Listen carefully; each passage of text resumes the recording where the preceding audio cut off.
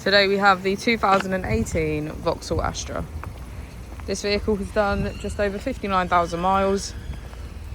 It has a manual transmission and a petrol fuel type.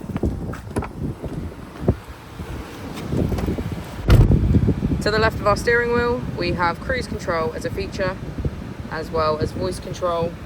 And on the right, we have automatic wipers and automatic headlights.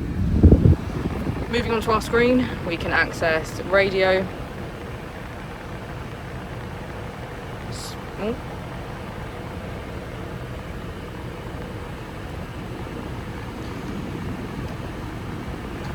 smartphone integration, navigation, projection, traffic reports and text.